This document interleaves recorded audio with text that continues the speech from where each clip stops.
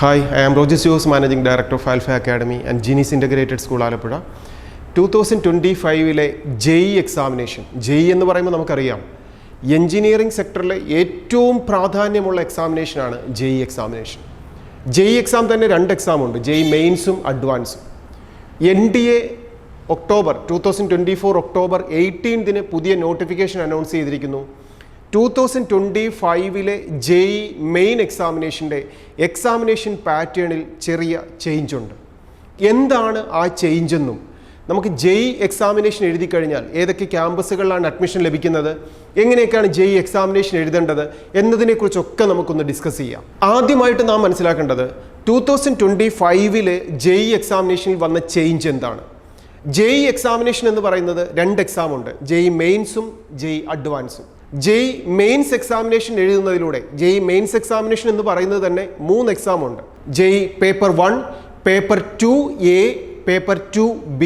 Paper 1 examination എന്ന് പറയുന്നത് BTech അഡ്മിഷന് വേണ്ടിയിട്ടുള്ളതാണ്.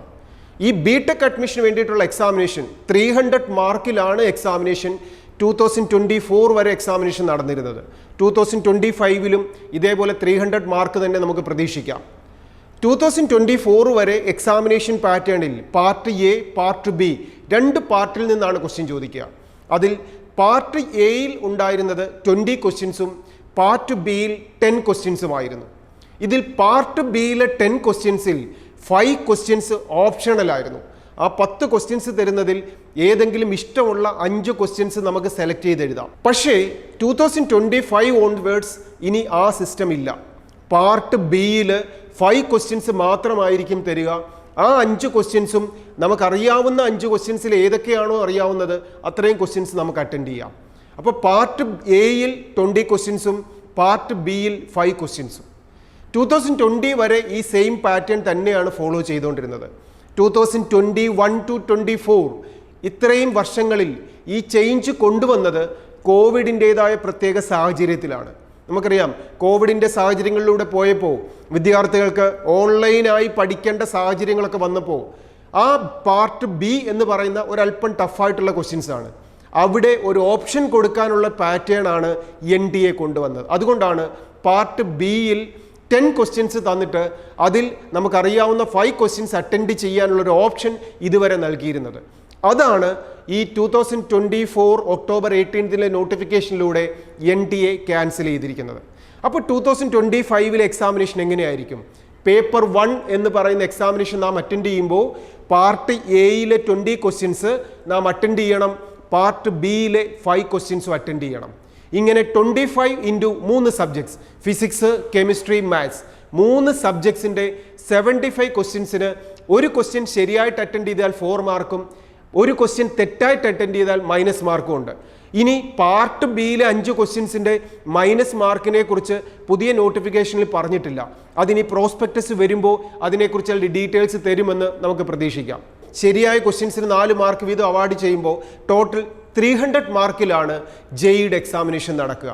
ഇനി JEE പേപ്പർ 2 എന്ന് പറയുന്നത് പാർട്ട് എ ഉണ്ട്, ബി ഉണ്ട്. പേപ്പർ 2A എന്ന് പറയുന്നത് ബി ആർക്കിടെക്റ്റ് കോഴ്സിന് വേണ്ടിയിട്ടുള്ളതും പേപ്പർ 2B എന്ന് പറയുന്നത് ബി പ്ലാനിംഗ് കോഴ്സിന് വേണ്ടിയിട്ടുള്ള അഡ്മിഷന് വേണ്ടിയിട്ടുള്ളതാണ്. ഈ ആർക്കിടെക്റ്റ് കോഴ്സിന് വേണ്ടിയിട്ടും പ്ലാനിംഗ് കോഴ്സിന് വേണ്ടിയിട്ടുള്ള എക്സാമിനേഷനുകളിൽ 400 മാർക്കിനാണ് എക്സാമിനേഷൻ നടക്കുക. അതിലും 3 സബ്ജക്ട്സുകൾ തന്നെയാണ് എക്സാമിനേഷൻ വരിക. അതിൽ മാത്സ് ഉണ്ട്, മാത്സിന് 30 ക്വസ്റ്റ്യൻസ് ഉണ്ട്, 100 മാർക്ക്. അതിനുശേഷം വരുന്നത് ആപ്റ്റിറ്റ്യൂഡാണ്. ആപ്റ്റിറ്റ്യൂഡിന് 50 ക്വസ്റ്റ്യൻസിന് 200 മാർക്ക്. ഇനി തേർഡ് സെക്ഷൻ വരുമ്പോൾ ആർക്കിടെക്റ്റ് കോഴ്സിനാകുമ്പോൾ ഡ്രോയിങ് എക്സാമിനേഷൻ ആണ്. അത് ഓഫ്ലൈനായി A4 സൈസ് പേപ്പറിലാണ് ആ എക്സാമിനേഷൻ വരിക. 2 ക്വസ്റ്റ്യൻസ് ആണ് വരുന്നത്, 2 ക്വസ്റ്റ്യൻസിന് 100 മാർക്ക്. അങ്ങനെ 3 സെക്ഷനിൽ ആദ്യത്തെ സെക്ഷൻ വരുന്ന മാത്സിന് 100 മാർക്ക്, ആപ്റ്റിറ്റ്യൂഡ് ടെസ്റ്റിന് 200 മാർക്ക്, ഡ്രോയിങ്ങിന് 100 മാർക്ക്. അങ്ങനെ 400 മാർക്കിലാണ് പേപ്പർ 2B ആർക്കിനുള്ള അഡ്മിഷന് വേണ്ടിയിട്ടുള്ള എക്സാമിനേഷൻ നടക്കുക. ഇതുപോലെ തന്നെ പേപ്പർ 2B പ്ലാനിങ്ങിൻ്റെ കോഴ്സിന് വേണ്ടിയിട്ട് അഡ്മിഷൻ വരുമ്പോഴും മാത്സിൻ്റെ സെക്ഷനിൽ നിന്ന് 30 ക്വസ്റ്റ്യൻസിന് 100 മാർക്കും ആപ്റ്റിറ്റ്യൂഡ് ടെസ്റ്റിൽ നിന്നും 50 ക്വസ്റ്റ്യൻസിന് 200 മാർക്കും. തേർഡായിട്ട് വരിക പ്ലാനിംഗ് ക്വസ്റ്റ്യൻസ് ആണ്. അവിടെ 25 ക്വസ്റ്റ്യൻസ് ആണ് വരിക, 100 മാർക്ക്. അങ്ങനെ ബി പ്ലാനിംഗ് എക്സാമിനേഷന് ടോട്ടൽ 105 ക്വസ്റ്റ്യൻസിന് 400 മാർക്കാണ് എക്സാമിനേഷൻ വരിക. അങ്ങനെ JEE മെയിൻസ് എക്സാമിനേഷന് 3 സെക്ഷനുള്ള എക്സാമിനേഷൻസ് ഉണ്ട്. ബിടെക് കോഴ്സുകൾക്ക് വേണ്ടിയിട്ടുള്ള പേപ്പർ 1 എക്സാമിനേഷൻ, BArc കോഴ്സിന് വേണ്ടിയിട്ടുള്ള paper 2A examination, then B പ്ലാനിങ്ങിന് വേണ്ടിയിട്ടുള്ള പേപ്പർ 2B എക്സാമിനേഷൻ. ഇതിലേതാണോ നമുക്ക് എഴുതാൻ താല്പര്യം, ബിടെക് കോഴ്സുകൾക്കാണ് അഡ്മിഷൻ എങ്കിൽ നാം പേപ്പർ 1 എക്സാമിനേഷൻ മാത്രം എഴുതിയാൽ മതി. അത് ഓൺലൈൻ എക്സാമിനേഷനാണ്. ഇനി BArc കോഴ്സിനോ ബി പ്ലാനിംഗ് കോഴ്സിനോ ആണ് താല്പര്യമുള്ളതെങ്കിൽ നമ്മൾ ആ ആപ്ലിക്കേഷൻ സബ്മിറ്റ് ചെയ്യുന്ന സമയത്ത് പേപ്പർ 2Aയോ Bയോ ഏതാണ് നമുക്ക് ആവശ്യം അത് നാം ഓപ്ഷൻസ് ടിക്ക് ചെയ്യുക. അങ്ങനെ JEE എക്സാമിനേഷൻ നമുക്ക് എഴുതാം. ഇനി JEE മെയിൻസ് എക്സാമിനേഷനാണ് നമ്മളിപ്പോൾ കണ്ടത്. ഇനിയുള്ളത് JEE അഡ്വാൻസ് എക്സാമിനേഷനാണ്. JEE അഡ്വാൻസ് എക്സാമിനേഷൻ്റെ പാറ്റേൺ വേറെയാണ്. JEE അഡ്വാൻസ് എക്സാമിനേഷൻ നാം എഴുതണമെന്നുണ്ടെങ്കിൽ JEE മെയിൻസ് എക്സാമിനേഷൻ എഴുതി നമ്മുടെ റാങ്ക് 2.5 ലക്ഷത്തിനുള്ളിൽ വന്നാൽ മാത്രമേ JEE അഡ്വാൻസ് എക്സാമിനേഷൻ എഴുതാനുള്ള എലിജിബിലിറ്റി നമുക്ക് ലഭിക്കുകയുള്ളൂ. അപ്പം നമ്മൾ എന്തിനാണ് ഈ JEE എക്സാമിനേഷൻ എഴുതുന്നത്? JEEയുടെ എക്സാമിനേഷൻ മെയിൻസോ അഡ്വാൻസോ ഏതുമായിക്കോട്ടെ, ഈ പരീക്ഷകളിലൂടെയാണ് നമുക്ക് എവിടെയാണ് അഡ്മിഷൻ കിട്ടുന്നത്. JEE മെയിൻസ് എക്സാമിനേഷനും JEE അഡ്വാൻസ് എക്സാമിനേഷനും നാം എഴുതി കഴിഞ്ഞാൽ അഡ്മിഷൻ ലഭിക്കുന്നത് ഇന്ത്യയിലെ ഏറ്റവും ടോപ്പ് മോസ്റ്റ് ക്യാമ്പസുകളായ IITകൾ. നമുക്ക് ഇന്ത്യയിൽ 23 IITകളാണുള്ളത്. കേരളത്തിലുള്ള പാലക്കാടുള്ള IITകൾ ഉൾപ്പെടെ ഇന്ത്യ മുഴുവനുള്ള IITകളിൽ ഒരു അഡ്മിഷൻ നേടാൻ ഒരു വിദ്യാർത്ഥി എഴുതേണ്ട എക്സാമിനേഷനാണ് JEE മെയിൻസ് എക്സാമിനേഷൻ. അത് ക്വാളിഫൈ ചെയ്ത് 2.5 ലക്ഷത്തിനുള്ളിൽ റാങ്കിൽ വന്നാൽ നമുക്ക് JEE അഡ്വാൻസ് എക്സാമിനേഷൻ എലിജിബിലിറ്റി ലഭിക്കും. അതിലൂടെ നമുക്ക് IITകളിലേക്ക് അഡ്മിഷൻ നേടാം. ഇനി ഇതിനോടൊപ്പം JEE മെയിൻസ് എക്സാമിനേഷൻ എഴുതി കഴിഞ്ഞാൽ വിൻ ചെയ്താൽ നമുക്ക് അഡ്മിഷൻ ലഭിക്കുന്ന മറ്റൊരു ക്യാമ്പസാണ് NITs, national institute of technologies. നമ്മുടെ കേരളത്തിലെ കോഴിക്കോടുള്ള NITയുടെ ക്യാമ്പസുകൾ ഉൾപ്പെടെ ടോട്ടൽ ഇന്ത്യ മുഴുവനുള്ള 32 NITകളിൽ അഡ്മിഷൻ ലഭിക്കാൻ നമ്മൾ ഈ JEE മെയിൻസ് എക്സാമിനേഷൻ എഴുതേണ്ടത്. അതിന് JEE അഡ്വാൻസ് എക്സാമിനേഷൻ വേണ്ട. JEE മെയിൻസ് എക്സാമിനേഷൻ്റെ നമ്മുടെ മാർക്കിനെ ബേസ് ചെയ്തിട്ടാണ് ഇന്ത്യ മുഴുവനുള്ള 32 NITകളിലേക്ക് നമുക്കൊരു അഡ്മിഷൻ ലഭിക്കുക.